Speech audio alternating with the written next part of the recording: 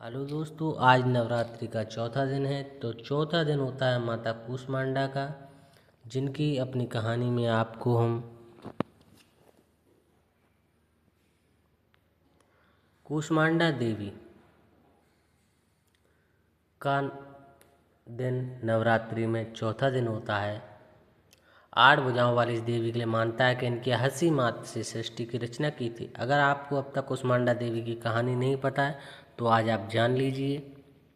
नवरात्रि में हम माँ के 9 रूपों की पूजा करते हैं। इन सभी 9 रूपों की अलग अलग व्याख्या है और इनके अलग अलग कहानी है। इसमें से नवरात्रि के चौथे दिन पूजी जाने वाली माँ कूष्मांडा का स्थान सृष्टि की रचना करने वाली देवी के रूप में माना जाता है। माँ दुर्गा के 9 रूपों में ही कूष्मांडा देवी का नाम भी है। 2 संस्कृत शब्द यानी कि कू माने छोटा, ऊष्मा माने गर्मी, और अंडा यानी देवी बीज से जुड़कर बना हुआ, इसलिए इन्हें सृष्टि की रचयिता भी माना जाता है।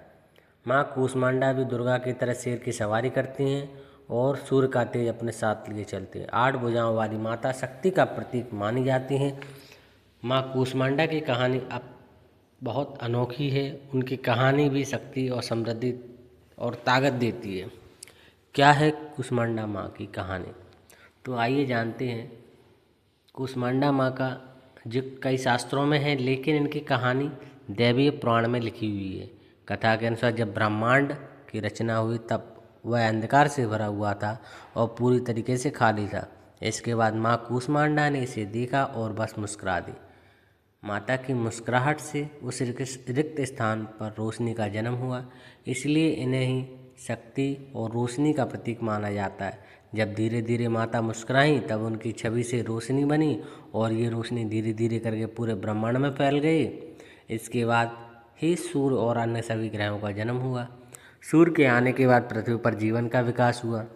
इससे पहले जल आया, फिर पौधे, फिर जानवर, फिर इंसान। इसलिए माँ कूष्मांडा को बहुत जरूरी माना जाता है।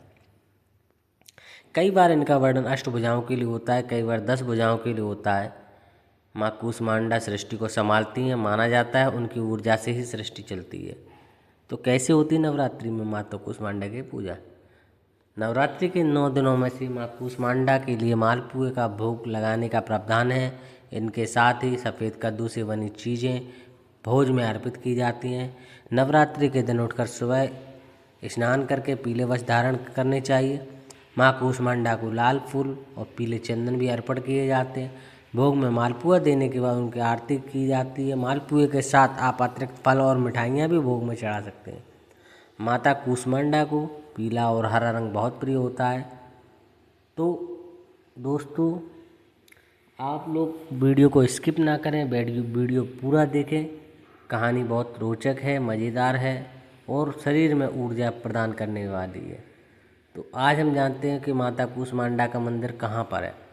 वाराणसी में कूष्मांडा का एक प्रसिद्ध मंदिर है। उनके अलावा कानपुर के घाटमपुर इलाके में भी उनका मंदिर है। कूष्मांडा माता का मंदिर नेपाल में भी है। नवरात्रि के दौरान इन मंदिरों की खास तौर पर भीड़ होती है। तो और कूष्मांडा माता के लिए जो मंत्र है उसको आप अपनी आरती के साथ स्मरण कर सकते हैं। तो मंत्र है, या देवी सर्वभूतेषु कूष्मांडा रूपेण संस्था नमस्तस्यै नमस्तस्यै नमस्तस्यै नमो नमः। इस मंत्र को आप आरती के साथ जाप करें। कूष्मांडा माँ की संपूर्ण जानकारी के लिए आप हमारे चैनल से जुड़े रहें और आपको हमारी स्टोरी अच्छी लगी हो तो इसे शेयर ज़रूर करें। ऐसी ही अन्य स्टोरी पढ़ने के लिए हमारी आईडी को फॉलो करें आप लोग, सोनी सचिन 001। कूष्मांडा माता का वाहन सिंह है और इन्हें कुम्हेड़े की बलि प्रिय है। संस्कृत में कुम्हेड़े को कूष्मांडा कहते हैं, इसलिए इस देवी को कूष्मांडा कहते हैं। इस देवी का वास सूर्य मंडल के भीतर लोक में है। सूर्य लोक में रहने की शक्ति केवल क्षमता इन्हीं में है, इसलिए इनके शरीर की कांति और प्रभा सूर्य की भांति दैदीप्यमान है। इनके हित से दिशाएं, 10 दिशाएं आलोकित हैं। ब्रह्मांड की सभी वस्तुओं प्राणी इन्हीं का तेज व्याप्त है। अचंचल और पवित्र मन से नवरात्रि के चौथे दिन इस दिन देवी की पूजा आराधना करना चाहिए। इससे भक्तों के रोगों और शोकों का नाश होता है तथा उसे आयु, यश और बल और आरोग्य प्राप्त होता है। देवी अत्यल्प सेवा और भक्ति से ही प्रसन्न होकर आशीर्वाद देती हैं। सच्चे मन से पूजा करने वालों को सुगमता से परम पद प्राप्त होता है।